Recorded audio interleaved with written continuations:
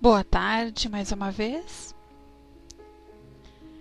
Que a paz do Pai Maior possa sempre tocar em nossos corações, que possamos, através do nosso estudo desta tarde, refletir e buscar em cada palavra o sentido da vida, o sentido da nossa reforma íntima, o sentido da compreensão e principalmente do perdão. Então eu quero compartilhar com todos a nossa mensagem de hoje à tarde, onde podemos já ir aquietando a nossa mente, nosso espírito, e que possamos nos harmonizar dentro dos nossos lares e também permitir que os bons amigos possam trabalhar em nosso físico, fazer aquela faxina que necessitamos para recomeçar essa semana com muita paz, com muito amor, com muita esperança. O título da nossa mensagem nos fala no esforço comum, psicografado por Chico Xavier e pelo Espírito Emmanuel. Não sabeis que um pouco de fermento leveda a massa toda?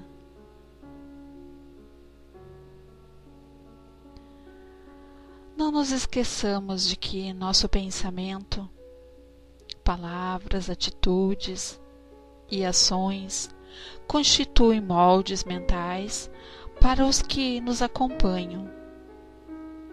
Cada dia, por nossa vez, sofremos a influência alheia na construção do próprio destino.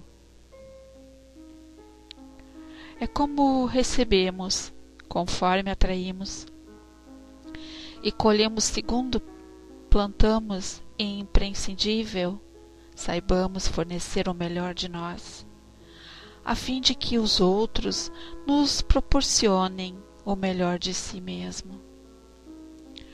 Todos os teus pensamentos atuam nas mentes que te rodeiam. Todas as tuas palavras gerarão impulsos nos que te ouvem. Todas as tuas frases escritas gerarão imagem nos que te leem. Todos os teus atos são modelos vivos influenciando os que te cercam. Por mais que te procures isolar, serás sempre uma peça viva na máquina da existência.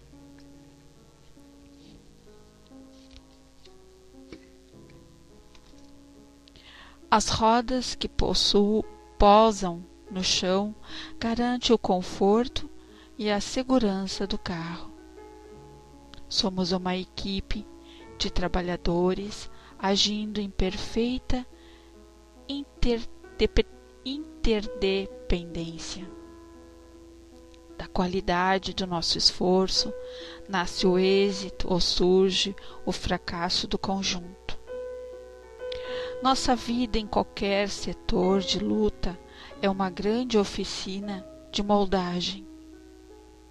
Esvaziar-nos-emos ao cativeiro da sombra ou libertar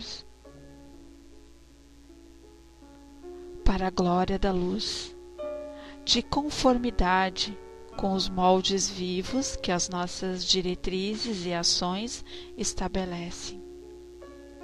Lembramo-nos da retidão e da nobreza nos mais obscuros gestos. Recordemos a lição do Evangelho. Um pouco de fermento leveda a massa toda. Façamos do próprio caminho abençoado manancial de trabalho e fraternidade, auxílio e esperança, a fim de que o nosso hoje laborioso se converta para nós indivíduo em divino amanhã. Eu lendo hoje essa mensagem, e quando eu sempre escolho, abro assim sento no meu sofá e peço muito para os amigos que possam me conduzir no meu trabalho, seja aqui no virtual, seja na casa espírita, seja o momento que eu vou me dedicar, né? Em nome da doutrina, eu sempre peço que eles possam me auxiliar, principalmente a minha amiga espiritual. E eu sempre procuro abrir uma mensagem ao acaso para que venha ser um complemento no nosso estudo. E hoje, lendo aqui o nosso livro Filosofia da Convivência, me preparando para estar aqui com vocês, eu pude notar que essa mensagem ela é perfeita para o tema de hoje à tarde, o tema que nós vamos falar dentro do capítulo 13, item 4, que fala sobre a nossa conduta, fala sobre as nossas ações, nossas atitudes, fala sobre a nossa determinação, fala sobre os cuidados que nós temos que ter. Por isso, quando Jerry nos lançou as obras, praticamente dele todas, fala sobre a conduta, fala sobre a convivência do ser humano. Mas eu hoje aqui também pesquisando e estudando e vendo vídeos e, nossa, a gente acha assim um cabedal nessa internet, riquíssimos, que nos mostra quanta coisa fantástica nós temos a dispor para todos os gostos, todos os momentos, todos os níveis, né? Então, cabe a cada um de nós ter a sua boa vontade e saber escolher. Seja bem-vinda, Tiano, sinta-se abraçada. E Márcio. Então, antes de eu começar aqui a leitura desse capítulo, eu separei aqui uma pergunta que foi feita para o Divaldo. E ele responde. Deixa eu ver onde é que eu botei aqui, que são tantas janelas abertas. Tá, só um pouquinho. E ele responde, porque nós também questionamos muito isso. Nós também perguntamos muitas vezes, né? Qual é o papel do médium?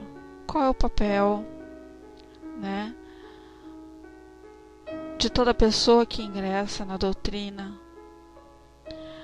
E ele responde, eu gostaria de compartilhar com vocês antes de eu entrar na leitura do nosso livro Filosofia da Convivência, para que a gente pudesse entender qual é a nossa missão, qual é o nosso dever, né?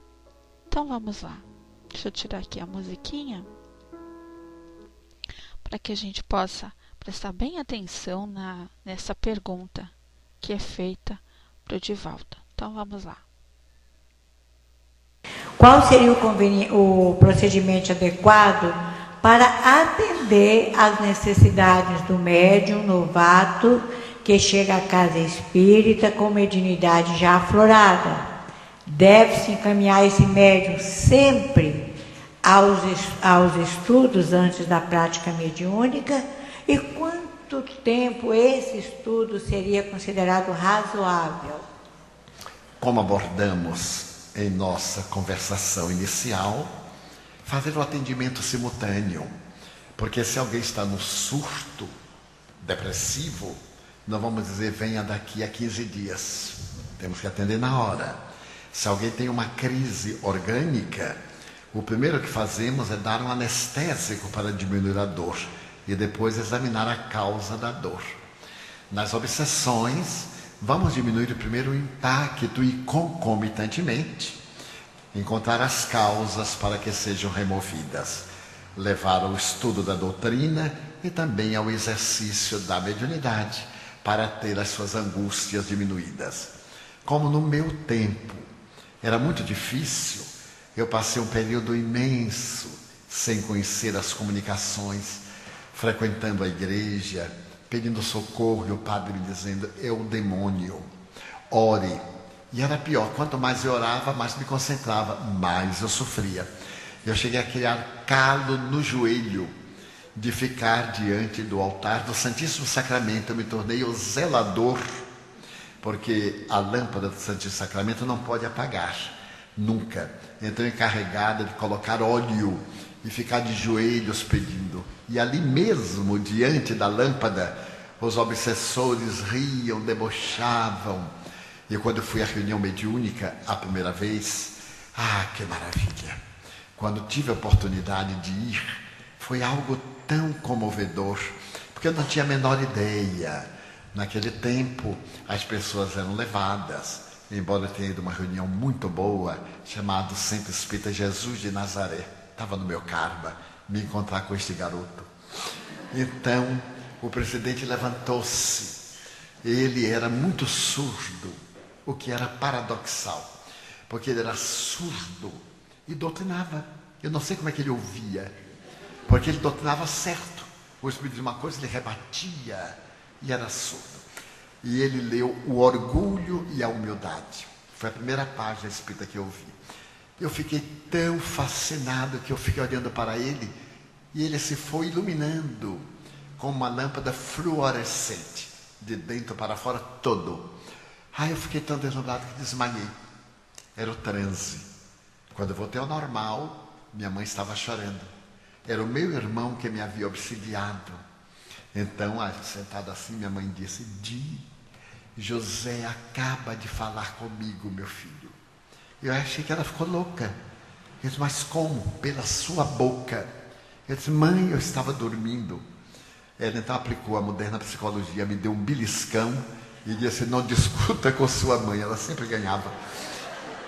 José falou pela sua boca.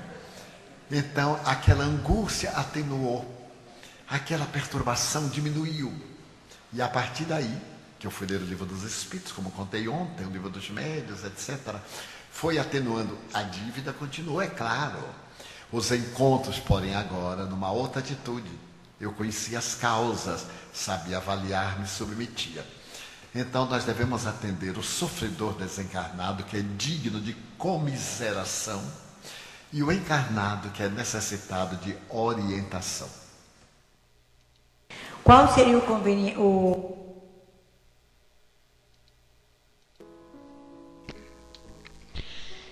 que deu para entender nessa colocação do Divaldo? Qual é o nosso papel? O que realmente a gente busca na doutrina? Qual o entendimento que temos hoje para poder auxiliar alguém? E o nosso irmão Jerry Roberto Almeida, ele nos fala aqui no item 4 sobre uma fábula e a moral da história, que não deixa de ser exatamente o que a gente vivencia todos os dias, ou no virtual, ou na casa espírita, ou dentro do nosso lar, dentro do nosso trabalho. Qualquer lugar nós vamos vivenciar.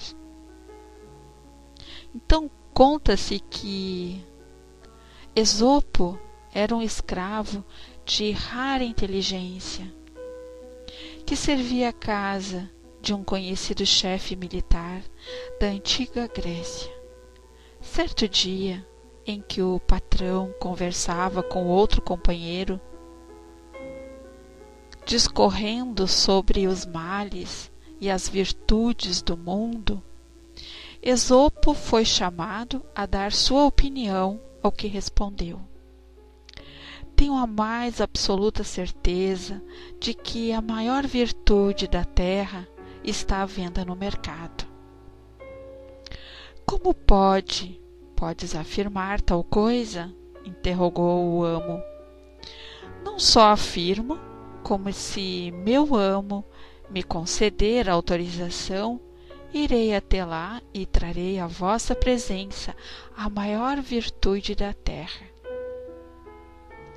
Vocês saberiam me dizer qual é essa maior virtude da terra? Vocês conhecem essa virtude?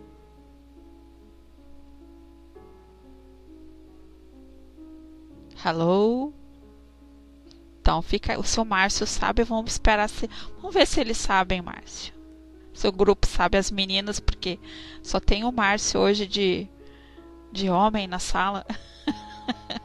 As meninas acho que estão pesquisando no Google, Márcio. Eu não quero te dizer nada. Foram consultar os universitários. E aí, minhas amadas? Qual é a maior virtude da Terra? Vocês saberiam, arriscam a dizer? Sim ou não? Quem é que arrisca?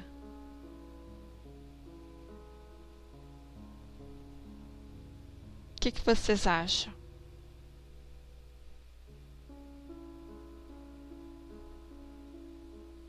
Dulce está pensando. Estás autorizado. Mas, caso for brincadeira, punir-te-ei com castigos. André disse amor e perdão. Pois é, o Márcio está com o livro, então tu não conta, Márcio. Não conta até o fim, tá? Vamos até o fim dessa história. Vamos deixá-las refletir bastante, pensar qual é a maior virtude da Terra. E olha, vocês têm essa maior virtude, todos nós temos. Todos. Eu posso garantir que a Andréia tem, a Sil, a Dulce, a Lúcia, a Marcélia, a Fraterna, o Márcio, eu, a Rô e todos esses irmãos desencarnados que estão aí na sala. Pois é, vão colocando aí na área de texto. Vão colocando, ainda não vou dar a resposta. Saiu Esopo e dali a minutos voltava carregando um pequeno embrulho nas mãos. Ao abrir o pacote, o velho chefe encontrou vários pedaços de língua. Enfurecido, pediu explicação ao escravo. Meu amo, não vos enganei. A língua é realmente a maior das virtudes. Com ela podemos consolar, ensinar, esclarecer, aliviar e conduzir. Pela língua, os ensinos dos filósofos são divulgados, os conceitos religiosos são espalhados, as obras dos poetas se tornam conhecidas de todos. Acaso podeis renegar essas verdades? Boa, meu caro, retrucou o amigo do amo. Já que és tão desembaraçado, que tal trazer-me agora o pior vício do mundo? Ou acha que o nosso mercado não o tem em estoque?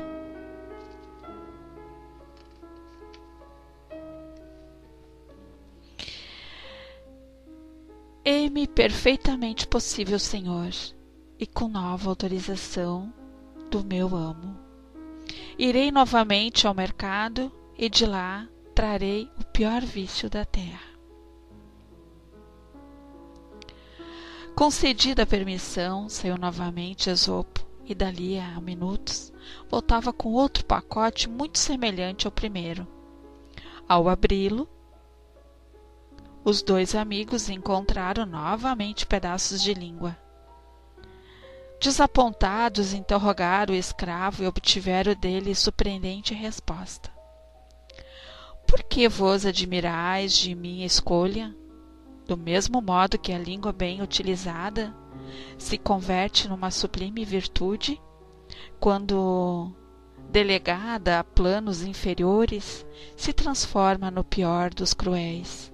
As injúrias e as violências verbais. Através dela, as verdades mais santas podem ser corrompidas. Através dela, estabelecem-se as discussões infrutíferas, os desentendimentos prolongados e as confusões populares que levam ao desequilíbrio social. Acaso podeis refutar o que digo? Impressionado com a inteligência invulgar do serviçal, o velho senhor reconheceu a contradição que era ter um homem tão sábio como escravo e deu-lhe a liberdade. Esopo, com o tempo, tornou-se o mais conhecido fabulista da antiguidade. Esta pequena história encerra um valioso ensinamento moral. A palavra, como instrumento de comunicação, é em si mesma neutra. O uso que fazemos dela, tonificado pela ação dos nossos sentimentos, torná-la-á construtiva ou depreciativa, esperançosa ou pessimista, sábia ou destruidora. Não é por outro motivo a criação do apóstolo Pedro, porque quem quer ama a vida e ver os dias bons. Refreei a sua língua do mal e os teus lábios não falem engano. Então, que bela colocação que o nosso Jerry nos proporcionou aqui nesse livro.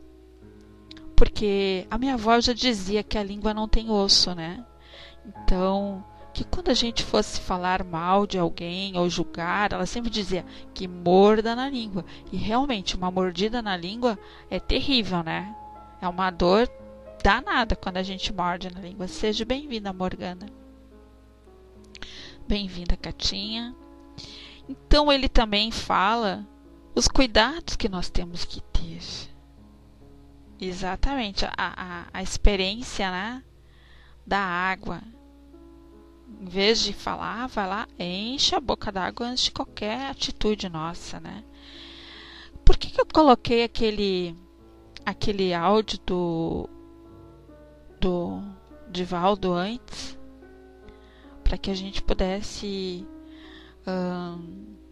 entender essas duas colocações. Que quando nós buscamos a ajuda na casa espírita, muitas vezes a gente julga a pessoa por ela não ter paciência de esperar, quer furar a fila, já quer obter respostas, né, claras ali, já quer sair com o problema resolvido. Muitas vezes a gente diz, volta tal dia, né?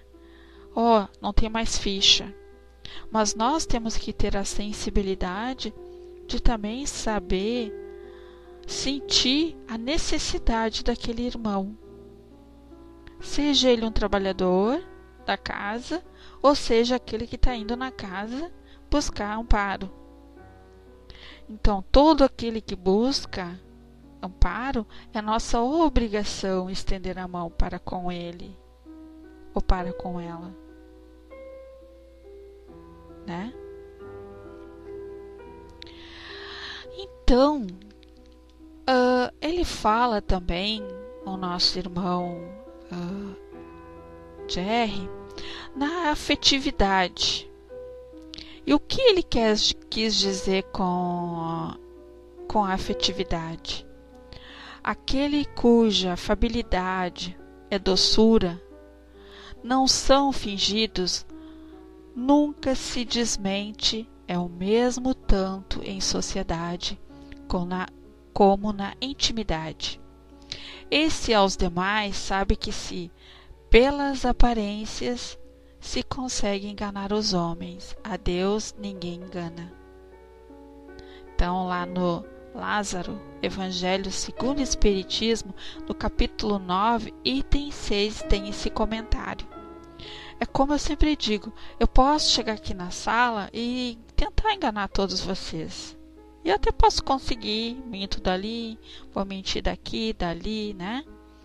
Mas não tem como nós enganar a Deus, porque Ele tudo sabe, tudo vê. Ele sabe da nossa essência, Ele sabe das nossas dificuldades, sabe da nossa capacidade. E aí o nosso irmão Jerry, ele coloca uma definição para que a gente possa entender. Afetividade, nosso estudo, pode ser compreendida sobre dois aspectos. Então, aqui, nós estamos estudando. Como eu disse, nós estávamos conversando aqui as arrobas no PVT, que a gente sempre fica todas juntas na mesma sala, na mesma janela. E eu fiz um comentário que na quarta-feira passada eu não pude estar na sala do Sr. Alexandre porque a gente teve uma reunião na nossa casa espírita como o pessoal estava voltando de férias e está começando os estudos, então teve uma assembleia, foi bem demorada, muito demorada. E eu entrei calada e saí calada. Então, às vezes, precisamos ser mais ouvinte do que falante.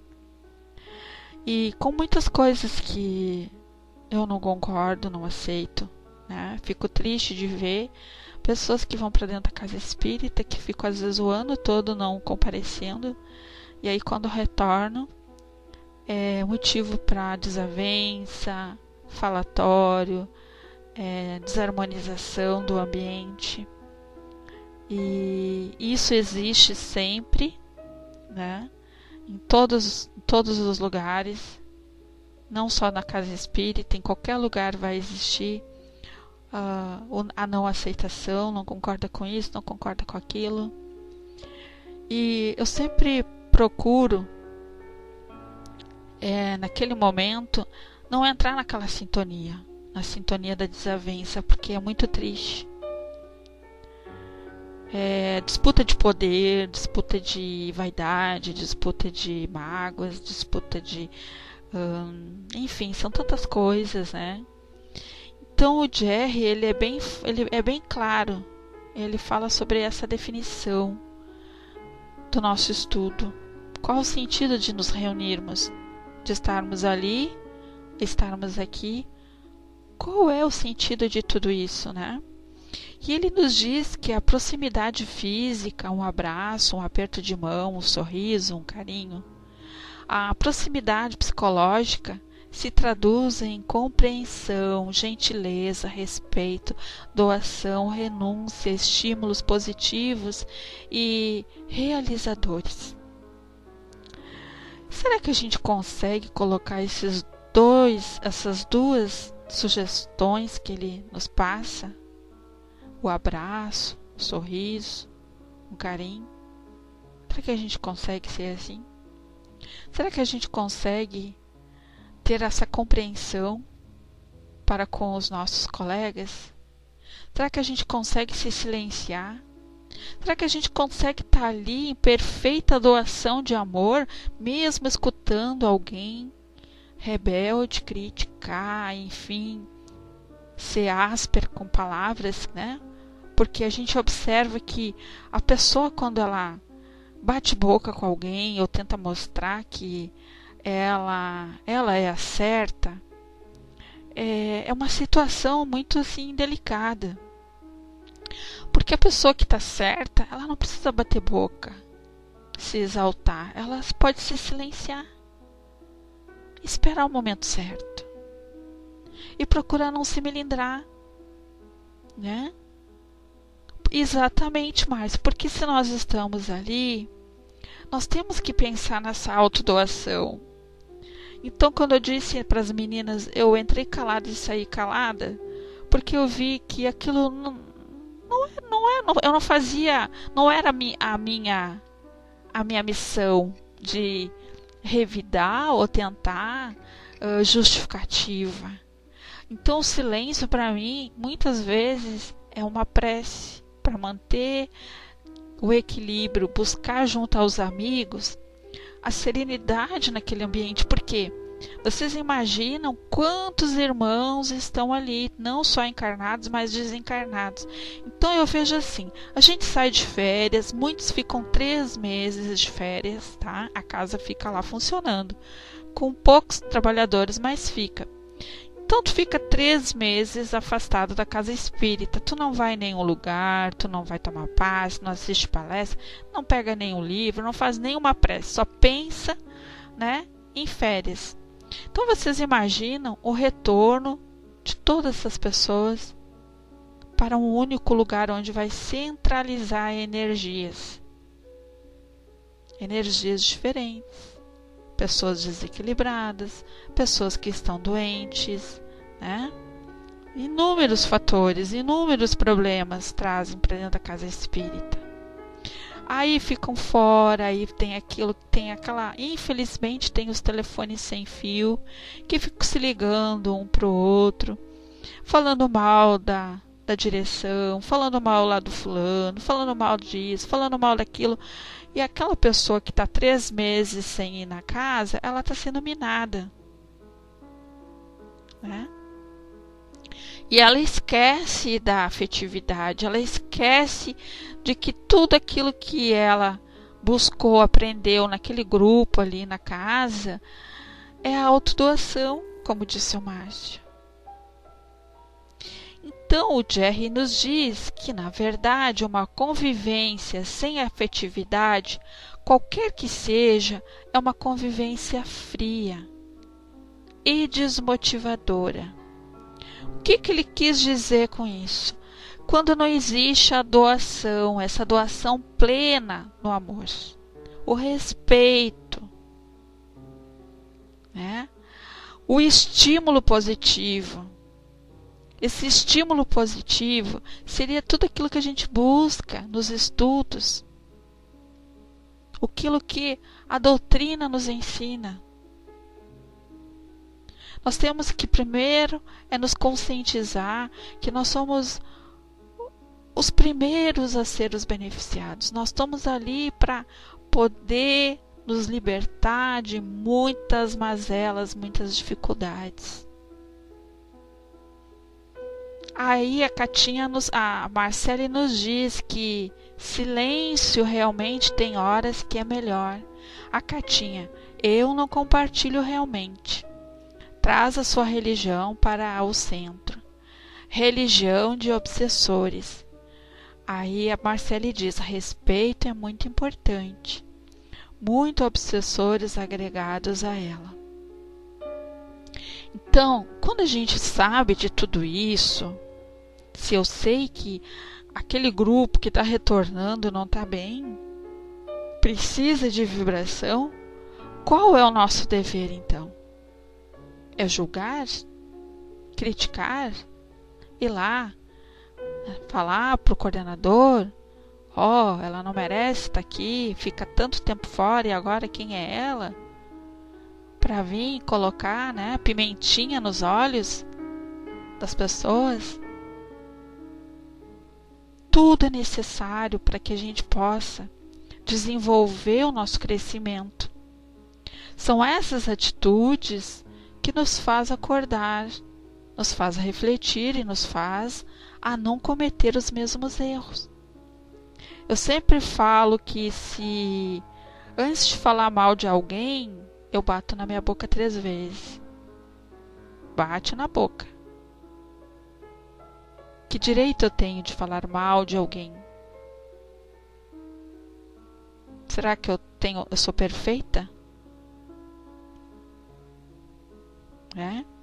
Então, vejamos o caso daquele casal que durante o período do namoro está sempre trocando abraços carinhosos, sorrisos, expressões do tipo eu te amo, eu te adoro, meu bem. E não é assim no início de toda a relação? É só palavras doces, é tudo lindo, maravilhoso. Quando ficam noivos, ele ainda puxa a cadeira para ela sentar. Depois que casam, com o passar do tempo, vão descuidando dessas gentilezas. Após 15 anos, vamos ver aquele casal caminhando na rua, o marido caminhando rápido, vai na frente, e a mulher, coitada, vem suando lá atrás, tentando alcançá-lo. E como eu vejo isso aqui. Eu fico assim, numa tristeza, fico pensando. Se quando eu tiver a oportunidade de me casar de novo, vocês podem ter certeza que eu não vou querer fazer parte de uma vida que tu não trabalha em conjunto. Eu acho que uma relação, em primeiro lugar, é a amizade verdadeira. É como diz a Frater, como ela sempre diz, né, nos estudos dela. É o companheirismo, é o respeito, é saber quando um não está bem e respeitar a privacidade de cada um. É saber entender, hoje eu não estou bem, Eu quero ficar um pouquinho em silêncio, quero ler o meu livro. Ai, Márcio. Ai, o Márcio é o máximo. O nordestino deve ser os piores, né, Márcio? Pelo que tu disse. Ah, imagina eu casando com um nordestino. Sai da frente, então. Ai, ai, ai. Então, eu acho que... Eu vejo assim, ó, que muitas coisas no relacionamento vão se desgastando, sim. Mas não pode se desgastar é o respeito. Tem uma história muito linda de um casal que todos os dias eles acordavam e faziam uma declaração para ambos. A esposa acordava e ia escovar os dentes e estava escrito no espelho: eu já te disse que eu te amo hoje? O marido ia lá e escrevia. Ia tomar café, estava escrito no açúcar: eu te amo. E assim foram anos e anos e anos. E os netos, filhos, foram acompanhando aquele carinho. Aquele carinho. Então, a gente está sendo também um exemplo para os filhos, os netos, né? O companheirismo, o respeito. Por quê? O tempo, o nosso corpo vai envelhecendo, mas a mente não envelhece, o espírito não envelhece. A gente pode esquecer de algumas coisas com a idade, mas o espírito é eternamente jovem. Então, nós temos que entender que o companheirismo, o respeito, esse amor que Deus espera de cada um de nós, não é o amor carnal, não é o prazer do corpo, não é só o sexo. É sermos solidários em todos os momentos. Então, a nossa maior faculdade, o nosso maior crescimento é dentro do nosso lar. E aí o Jerry nos diz, pode parecer até cômico, mas é uma realidade que faz parte da vida de muitos casais que não souberam ou não se importaram em manter a afetividade dos primeiros momentos.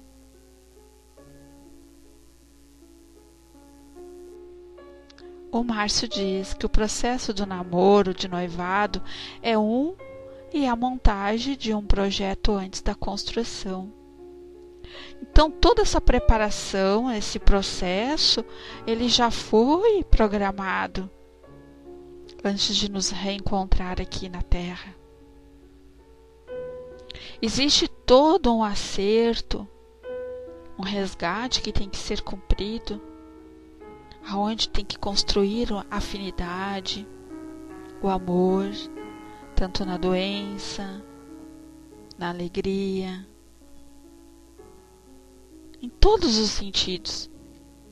Então, do outro lado, no entanto, encontramos aqueles casais já idosos caminhando na rua de mãos dadas ou abraçados, demonstrando que o tempo, felizmente, não apagou a ternura e o afeto de sua convivência.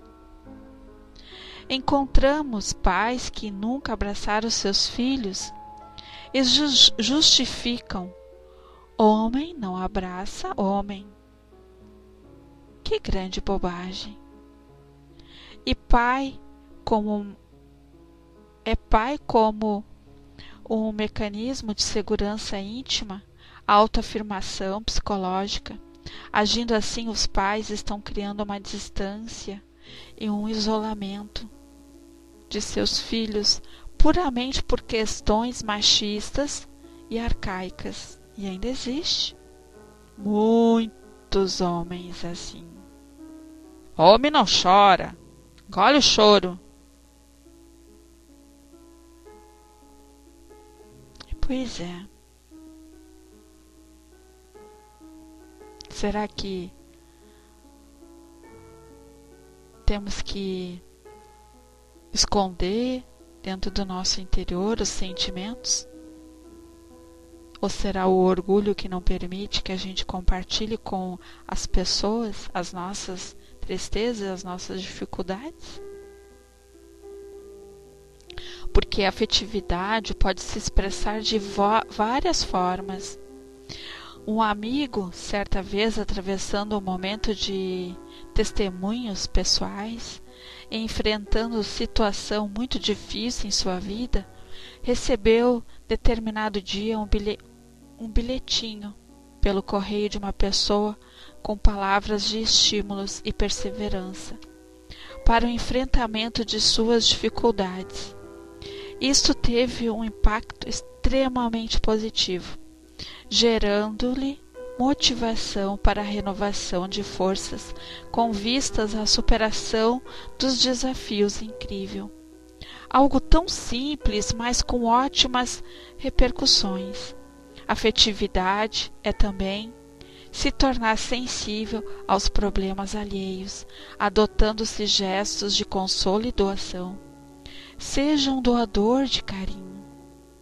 Permita com que seu coração se enterneça, enchendo-se de amorosidade, afeto e ternura. Esse é o convite da vida para dar sentido à sua existência.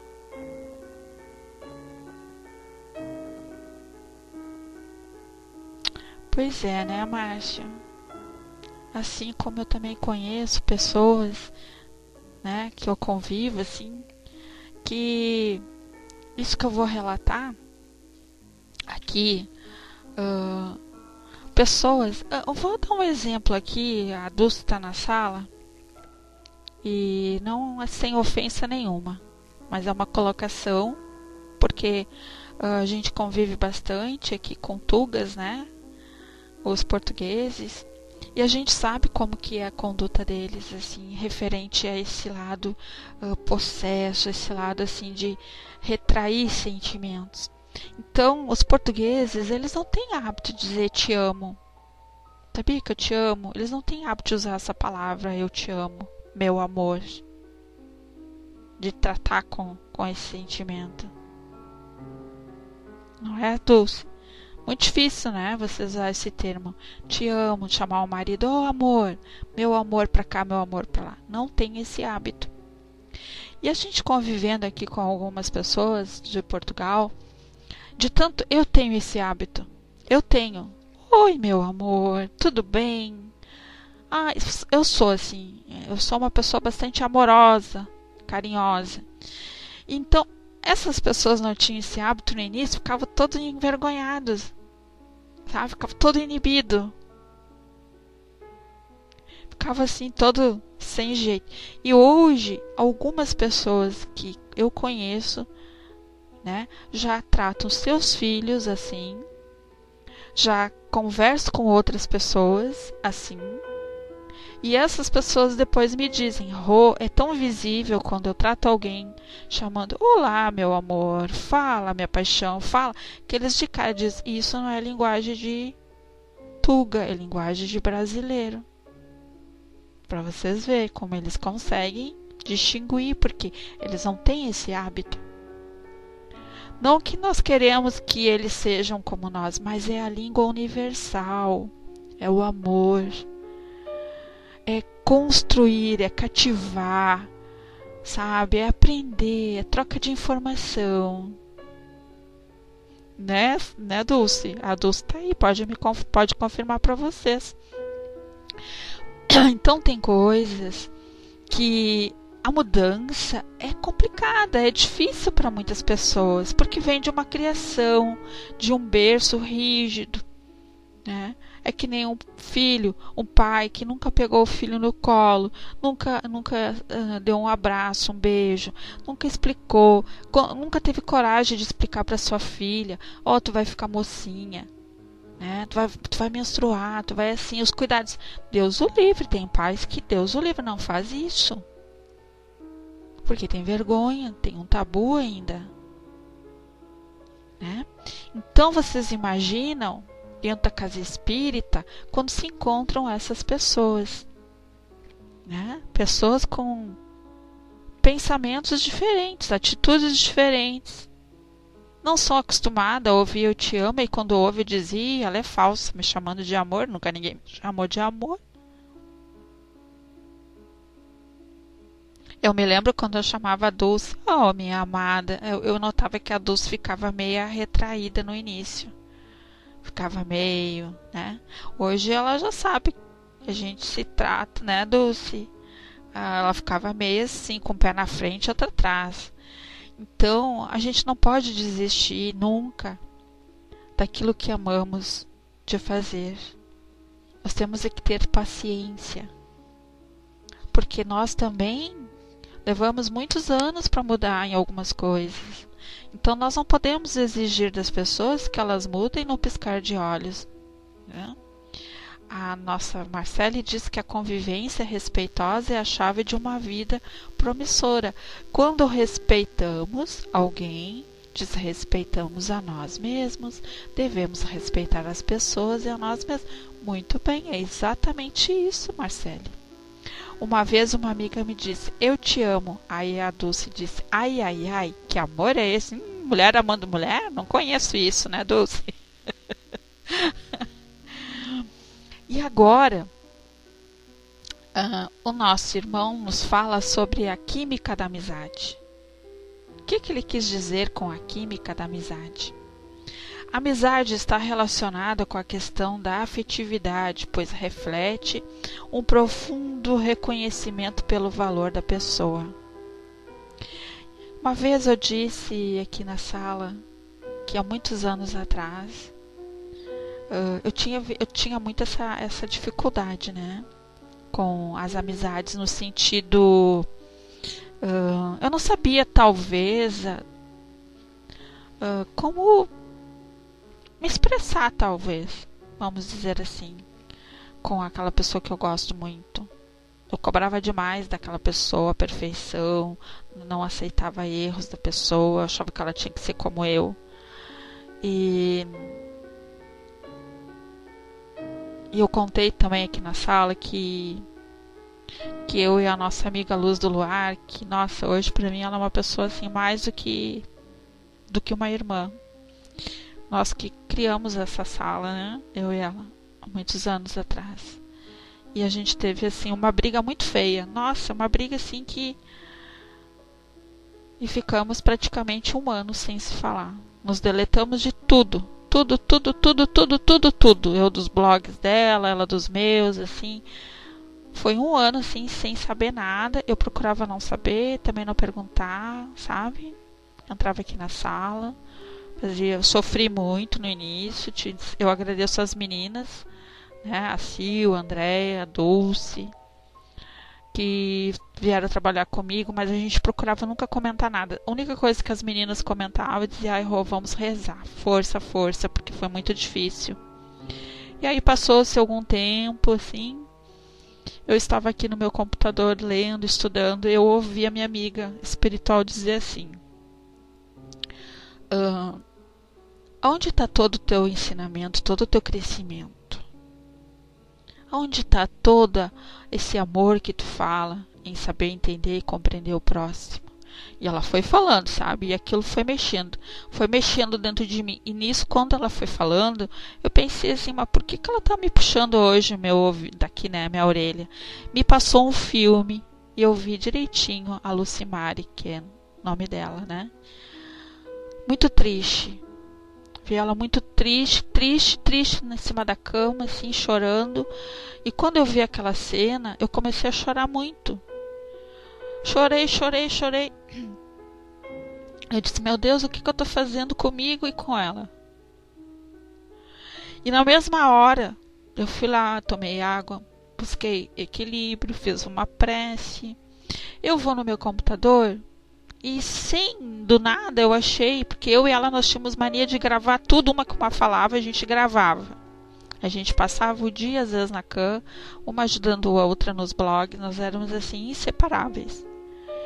E eu entendo que o nosso afastamento foi necessário para o crescimento de ambas, tanto para ela como para mim. E isso acontece, estou relatando isso para vocês, entender. Não como uma crítica nem nada, mas é o que a gente passa no nosso dia a dia.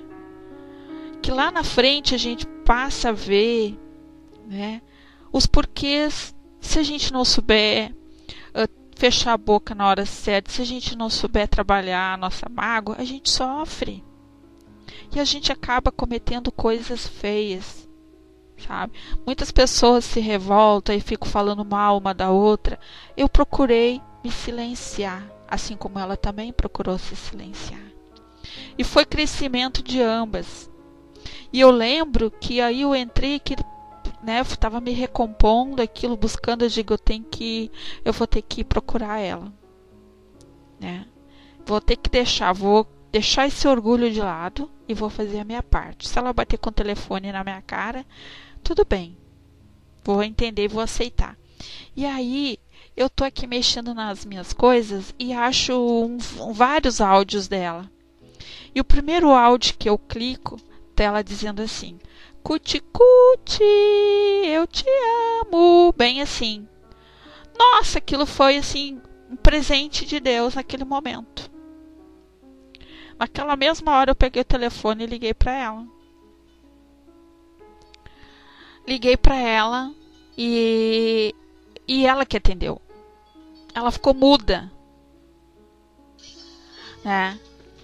Só um minutinho. Ela ficou muda e ao mesmo tempo ela começou a chorar. Ela dizia assim: eu não acredito que é tu, Ozzy. E eu disse assim: sou eu. Mas naquele momento eu procurei não cobrar nada. Eu não fiquei cavando o que tinha acontecido lá atrás. Eu só pedi que naquele momento a gente pudesse se abraçar muito.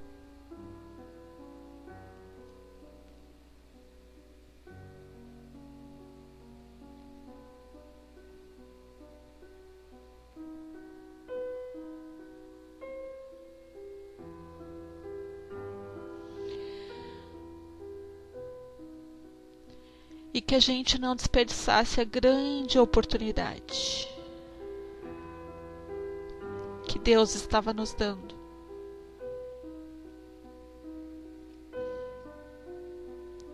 E que eu amava e iria amar ela assim eternamente por tudo que ela me ensinou a ser uma pessoa melhor.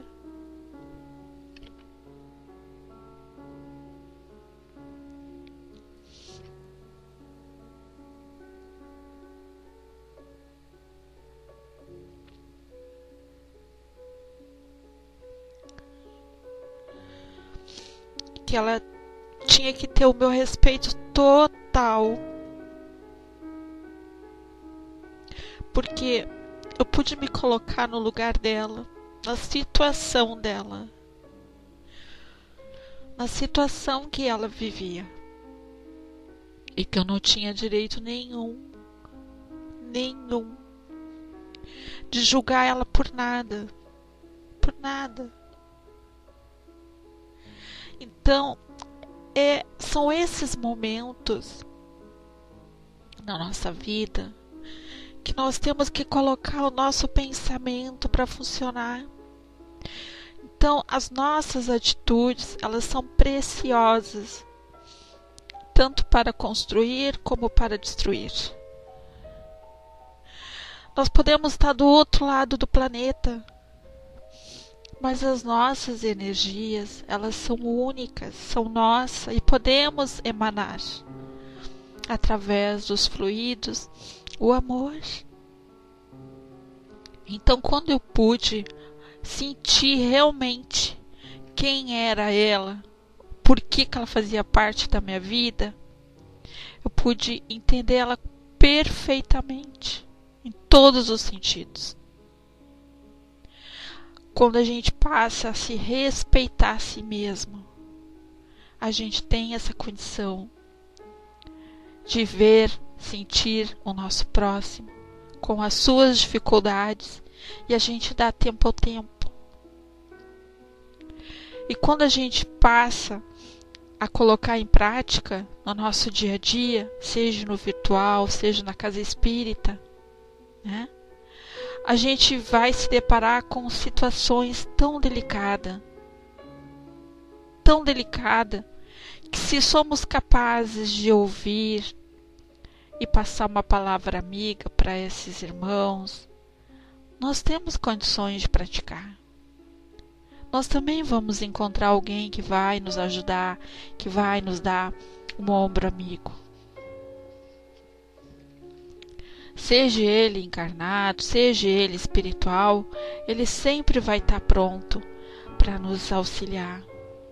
Então, o que é a química da amizade, como diz o Jerry? Compõem-se as nossas amizades reais da aproximação, na atual existência, de espíritos com quem, em nosso passado histórico, de vivência em reencarnatórias, contraímos laços verdadeiros de afetividade. Então, se alguém, às vezes, some da nossa vida, desaparece, a gente tem por hábito, sempre quando há o reencontro, né, quando atende uma ligação, a primeira coisa que a gente diz: achei que tu tinha morrido, sumiste. A gente já está condenando, a gente já está cobrando. Não vamos agir dessa forma. Vamos dizer para aquela pessoa: que saudade, como tu fizeste falta. Então é como se a gente chegasse com flores em vez de pedras nas mãos. Assim como nós gostaríamos que alguém nos recebesse bem, nós temos que receber bem aquela pessoa. E no momento que eu comecei a colocar em prática essa atitude, eu pude observar que as pessoas que eram ásperas, que às vezes acabavam se afastando da gente, de mim, que seja, estou falando aqui, talvez aquelas pessoas ficam um tempo afastadas de mim, ou da gente, ou do fulano, do beltrano, porque às vezes não tem a coragem de falar das nossas atitudes. Ou talvez nós magoamos as pessoas pela nossa forma de falar. Então nós temos que mudar. Nós não podemos esperar que as pessoas mudem. Nós temos que ser diferente todos os dias. É como o Jerry disse, quando existe um amor no relacionamento, tu vai andar sempre de mão dada com aquela pessoa, até na velhice. Tu vai respeitar aquela pessoa, que é o companheirismo, a compreensão, né? Só um minutinho, tá? Só um pouquinho.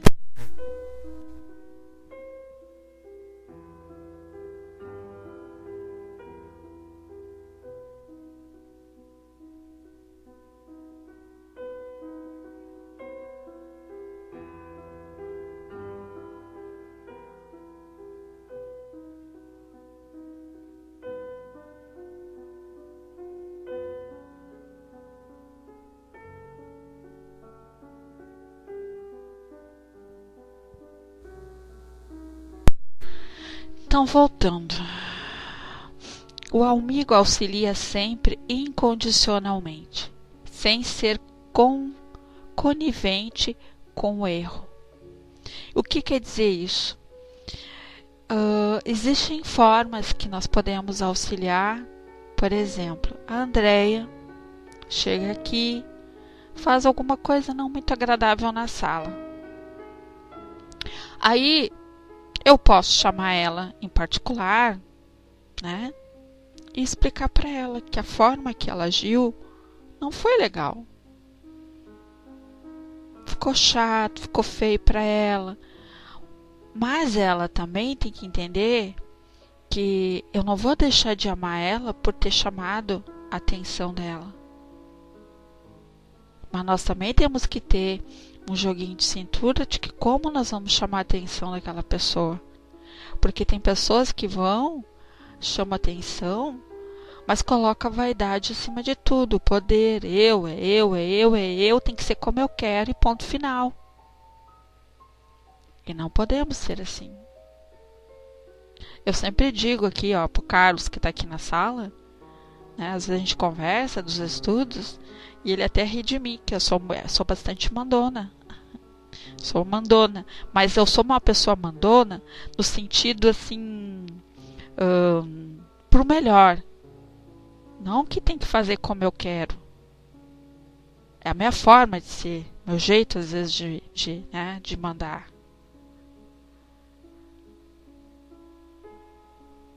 Então nós temos que ter também a sensibilidade de que como conduzir uma equipe, como ser carinhosa e como também ser exigente. Como a gente sempre falou e vai falar sempre, quem ama educa. Quando nós somos responsáveis por um grupo de estudo, ou é responsável por uma casa espírita, ou é responsável pelo um cargo de chefia na empresa, somos responsáveis dentro do nosso lar, nós temos que aprender, primeiramente, a respeitar o próximo, saber escutar as suas dificuldades. Esse vai ser o auxílio que nós vamos oferecer, saber escutar. Então, afirma um ditado popular com certa razão que o que mantém o casamento é a amizade. Se tu não considera o teu marido um amigo, a tua esposa como uma amiga, tá lascado. Se tu não puder contar com a esposa ou com o marido, nos momentos difíceis, tá lascado.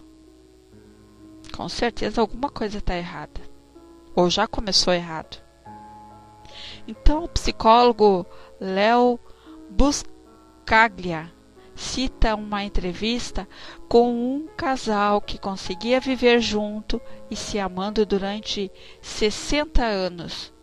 O marido, com um amplo sorriso e brilho nos olhos, disse que ela, sua esposa, era sua melhor amiga. Esse princípio é confirmado por André Luiz no livro Entre a Terra e o Céu, afirmando a amizade pura e a verdadeira garantia da ventura conjugal. Sem os alicerces da comunhão fraterna e do respeito mútuo, o casamento cedo se transforma em pesada algema de forçados do cárcere social. E como é que a gente consegue... Como é que a gente vai interpretar essa colocação aqui de André Luiz?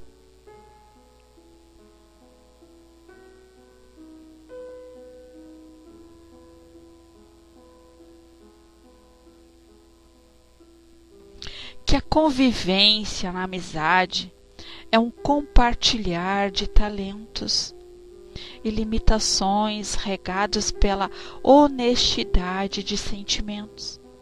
Como diz Buscaglia, mostramos em atitudes que admiramos e respeitamos um ao outro, e que gostamos da oportunidade de estar juntos e de compartilhar as experiências.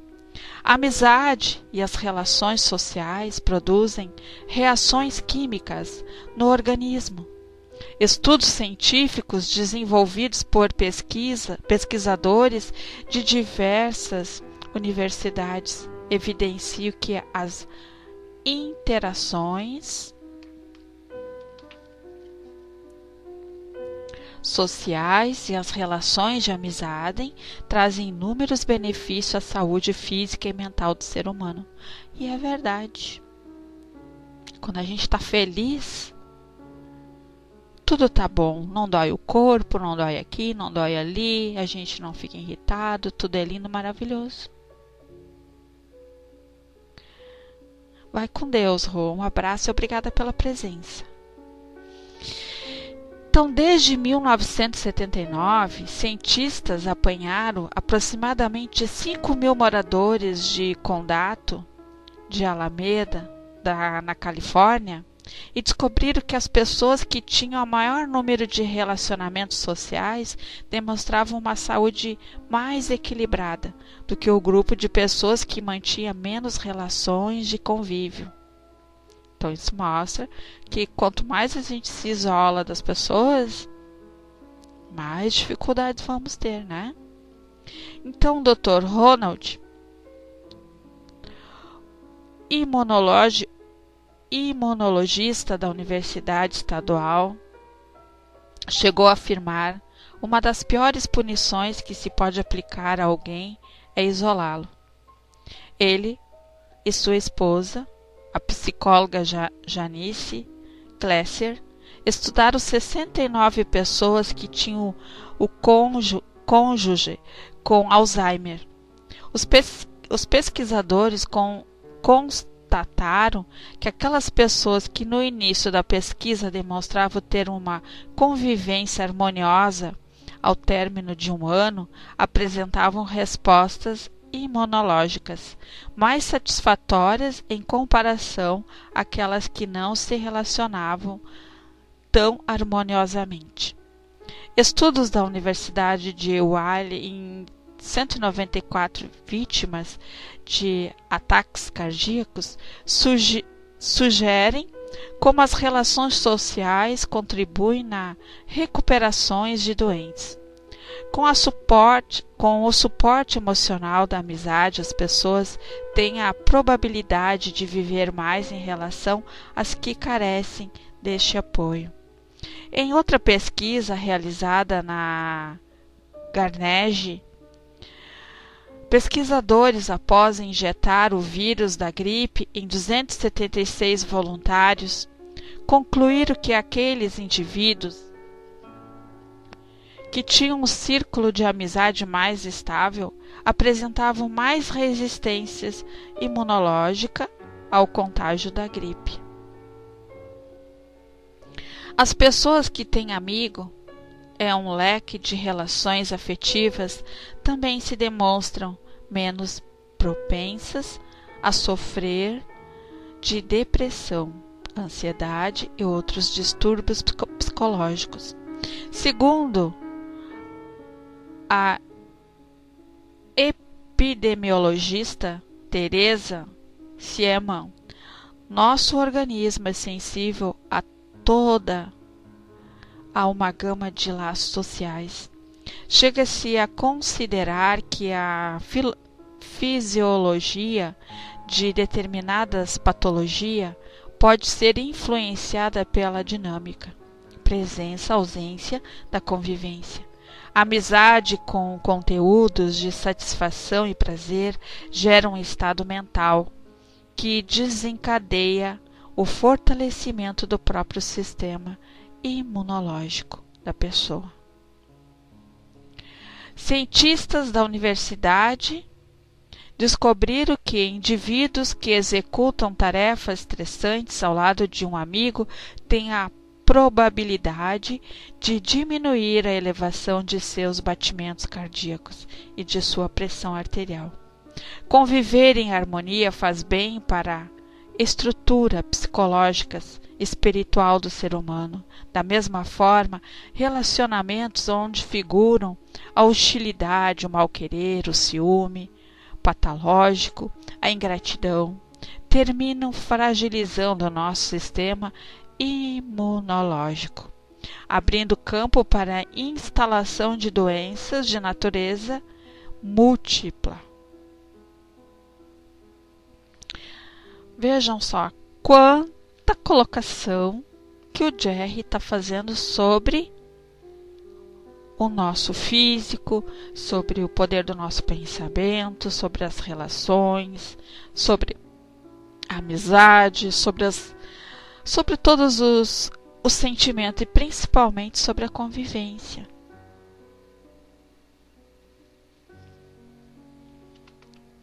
Tá dando para entender até aqui, meninos e meninas, esse estudo? Esse livro é muito bom, né, Sil? Deu para entender sobre a química da amizade, como é importante a gente valorizar um amigo e sermos leais.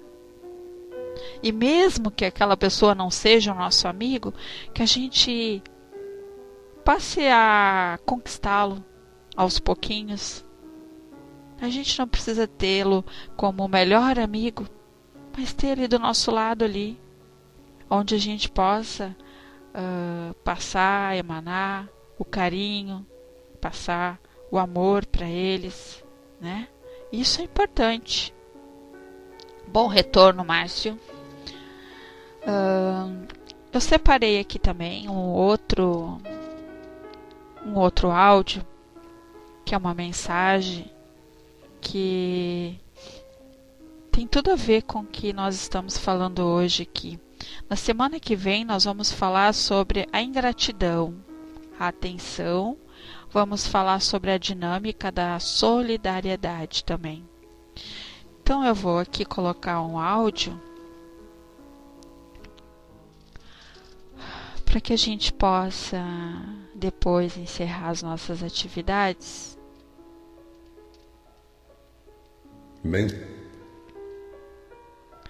Que são mensagens aos médios por Emmanuel. Então, mensagem para todos nós aqui, que eu tenho certeza que muitos de nós frequentam a casa espírita, frequentam salas virtuais. Então, com tudo que nós falamos aqui hoje sobre essa filosofia da convivência, vamos ouvir o que Emmanuel nos passa como orientação através de Chico Xavier. Mensagem aos médiuns pelo Espírito Emmanuel.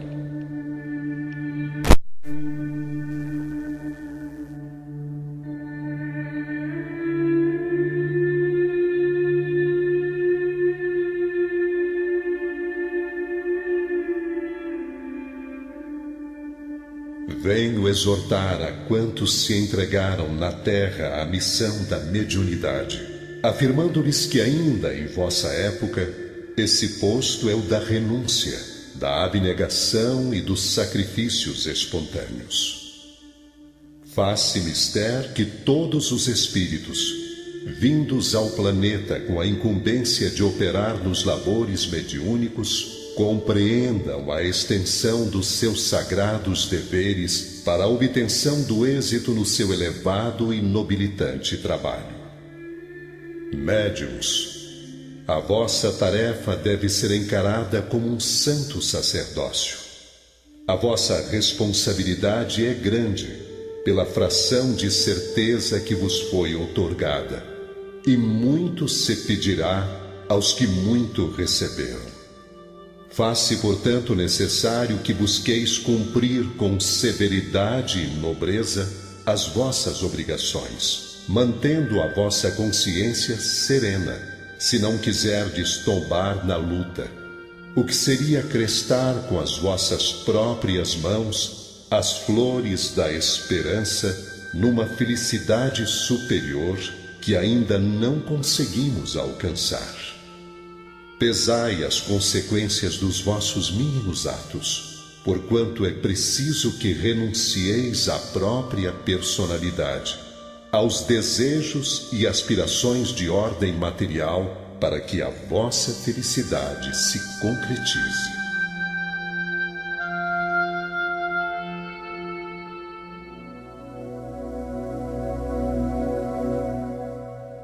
Vigiar para vencer.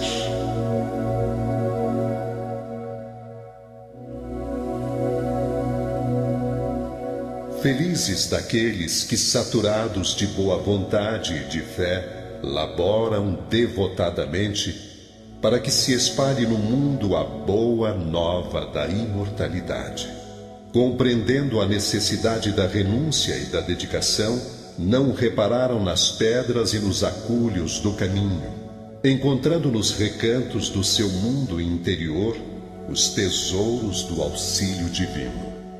Acendam nos corações a luz da crença e das esperanças, e se na maioria das vezes seguem pela estrada incompreendidos e desprezados, o Senhor enche com a luz do seu amor os vácuos abertos pelo mundo em suas almas, vácuos feitos de solidão e desamparo.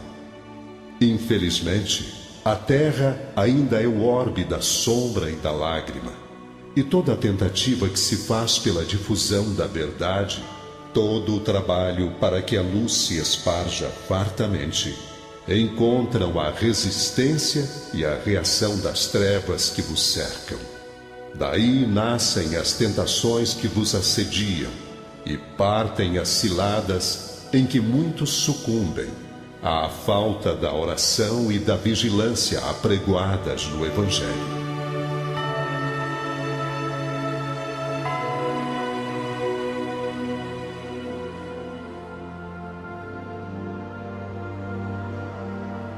Quem são os médiuns na sua generalidade?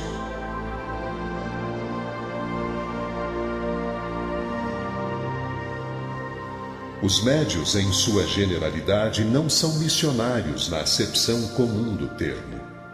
São almas que fracassaram desastradamente, que contrariaram sobremaneira o curso das leis divinas e que resgatam, sob o peso de severos compromissos e ilimitadas responsabilidades, o passado obscuro e delituoso.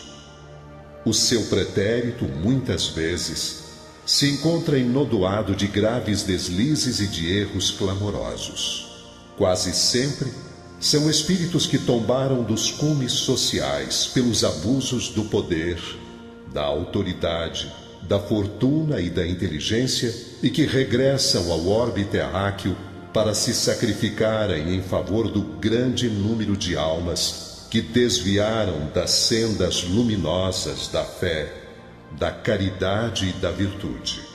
São almas arrependidas que procuram arrebanhar todas as felicidades que perderam, reorganizando com sacrifícios tudo quanto esfacelaram nos seus instantes de criminosas arbitrariedades e de condenável ânsia.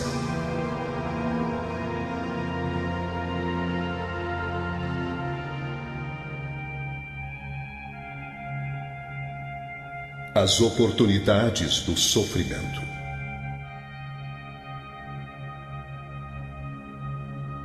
As existências dos médiuns, em geral, têm constituído romances dolorosos, vidas de amargurosas dificuldades em razão da necessidade do sofrimento reparador. Suas estradas no mundo estão repletas de provações, de continências e desventuras.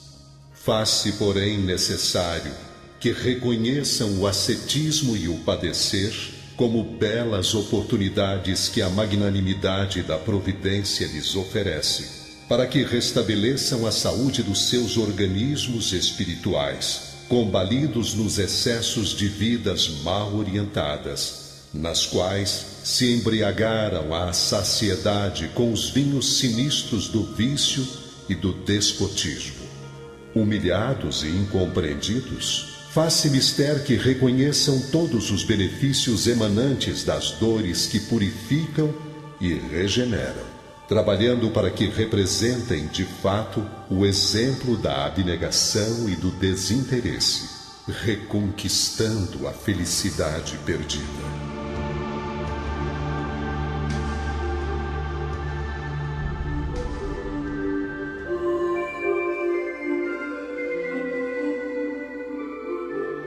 Necessidade da exemplificação.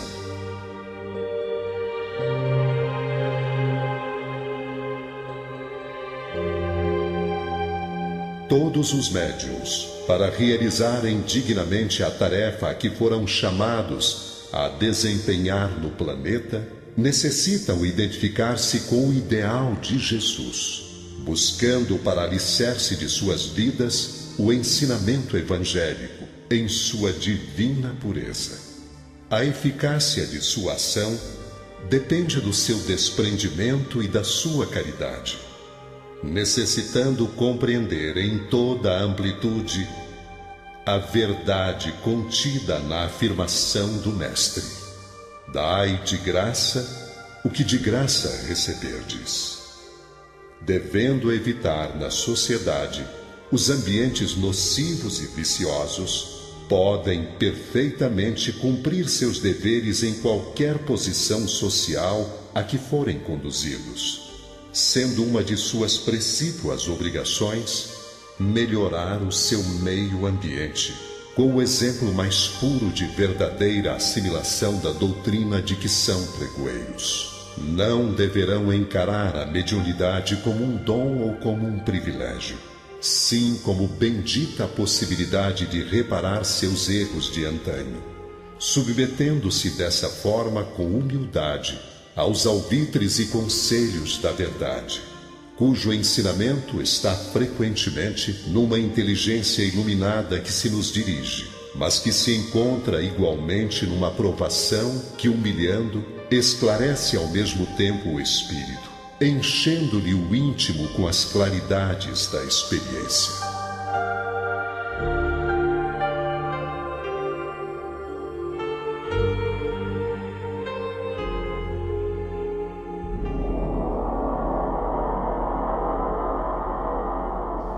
O problema das mistificações.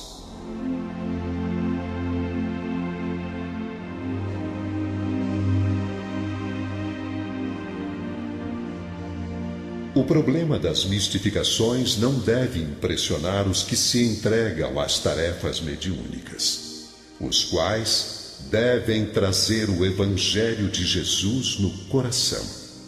Estais muito longe ainda de solucionar as incógnitas da ciência espírita, e se aos médiuns, às vezes, torna-se preciso semelhante prova, muitas vezes os acontecimentos dessa natureza são também provocados por muitos daqueles que se socorrem das suas possibilidades. Tende o coração sempre puro. É com fé, com a pureza de intenções, com o sentimento evangélico que se podem vencer as arremetidas dos que se comprazem nas trevas persistentes. É preciso esquecer os investigadores cheios do espírito de mercantilismo. Permanecei na fé, na esperança e na caridade em Jesus Cristo, jamais olvidando que só pela exemplificação podereis vencer.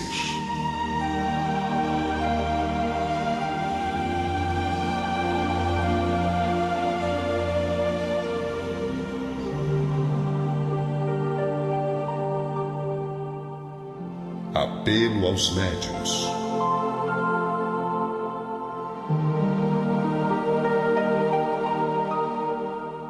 Médiuns, ponderai as vossas obrigações sagradas.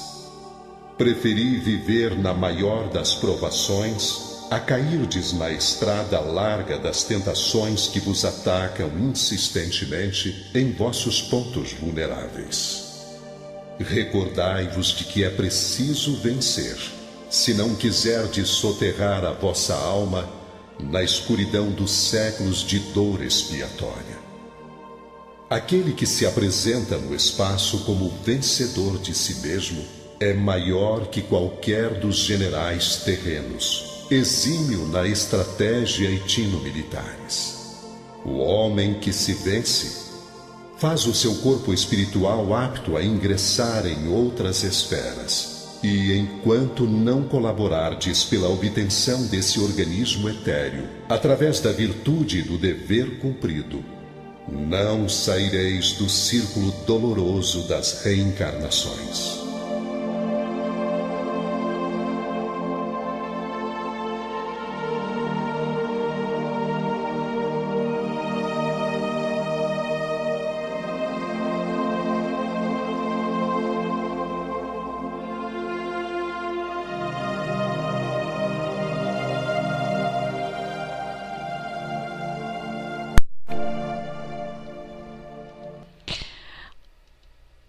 Vocês viram que mensagens linda, que faz a gente pensar em tudo que a gente está estudando, em tudo que vivenciamos, que não é a Rô que vem aqui e determina o que tem que ser feito, mas Chico Xavier, com a sua humildade, com aquela sabedoria dele infinita, com o mentor Emmanuel que, nossa, nos passa tanto ensinamento. Vou colocar lá no Face, tá? Tá bom, Sil?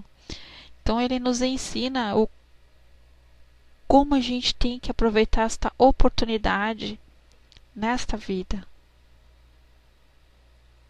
A gente pode não conseguir essa transformação 100%.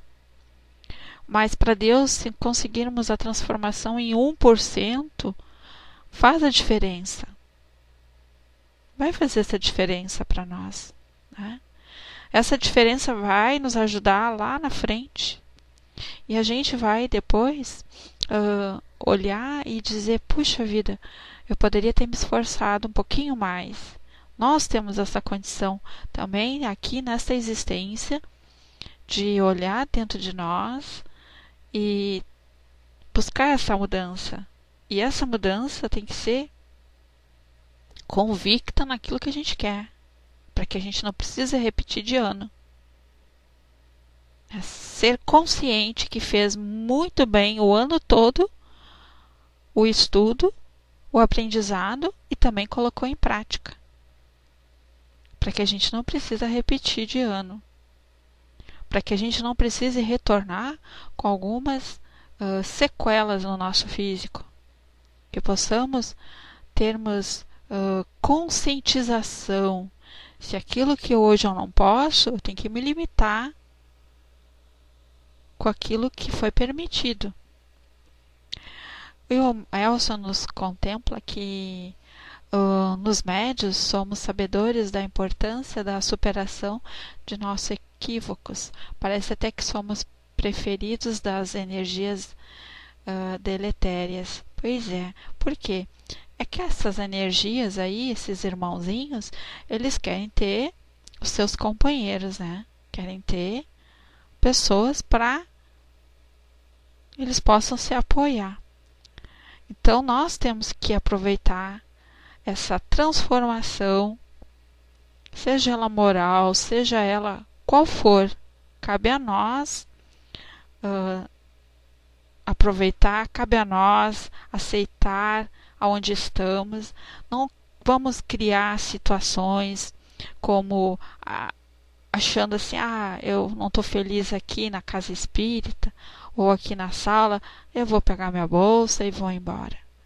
Não estou no lugar certo.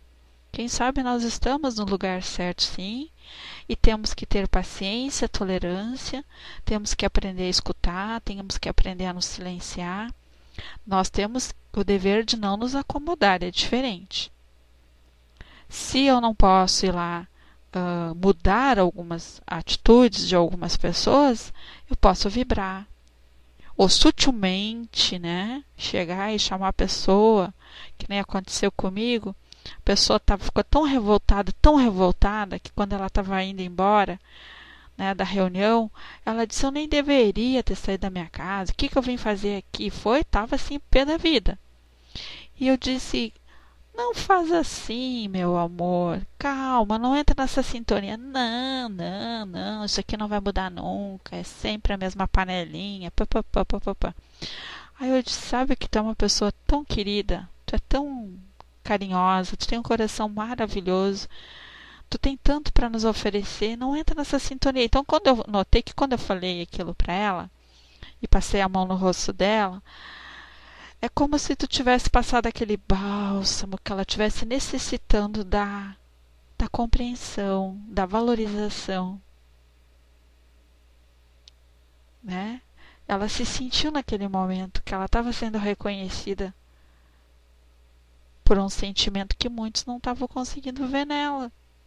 Ela pode até não ser uma pessoa doce, mas é com a minha doçura, com a doçura de outras pessoas, que a gente ensina aquela pessoa a ser doce. É que nem a criança.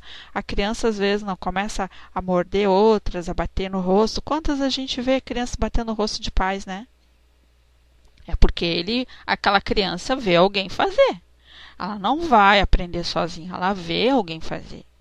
Então, quando ela tem o primeiro ato que ela comete, a gente tem que ir lá e mostrar. Não. Eu lembro que a minha filha, quando era pequena, dizia, não sobe nesse banquinho que tu vai cair. E eu dizia, tu vai cair. E aí eu sempre saía correndo, largava tudo para ir lá, não deixar ela cair. Até que um dia eu deixei ela cair. Ela caiu e nunca mais ela subiu no banquinho. Então tem coisas que às vezes é necessário a gente deixar que aconteça para que a gente não venha cometer os erros de novo. Mas a gente tem que ficar ali vigiando, né? É o seu limite. Amar é também saber dizer não. Mas a gente tem que ficar na retaguarda, a mesma coisa. Eu vejo aqui que o Elcio chega na sala, chegou triste, chateado, falando mal, né? Eu não posso entrar na sintonia do Elcio, eu vou tentar mostrar pro Elcio. Calma, amigo, vamos respirar, vamos fazer uma prece, mostrar o lado bom. Não, calma. A gente às vezes tem até que mudar de assunto, para não ficar ali em cima daquela energia negativa. Então, essa filosofia da convivência é um crescimento para todos, não é só para aqueles que têm paciência, que têm tolerância, que sabem ouvir. Não é só para eles, é para todos. Não é só para os que não têm essa paciência e que tem que aprender. Aquele que tem paciência tem que estar sempre vigiando, cada vez mais. Beijos, Aninha. Cada vez mais. Então, na semana que vem, nós vamos falar sobre a ingratidão, tá? E também vamos falar sobre a dinâmica da solidariedade. Que bom, Elcio. Que pena que tu não chegou no início, né? Que foi um estudo bem gostoso hoje, bem legal. Esse nosso amigo Jerry Almeida, ele é fantástico. Vou descer, que nós não estamos correndo hoje aqui, né? O estudo hoje foi um pouquinho mais longo. Isso é para tirar os atrasados, né? Da segunda-feira que eu não dei o estudo da filosofia. Então, hoje a gente passou um pouquinho do horário. Beijo no coração de vocês. Eu desejo muita paz, muita luz. E que possamos sempre refletir em tudo aquilo que buscamos em nome da doutrina. Descendo,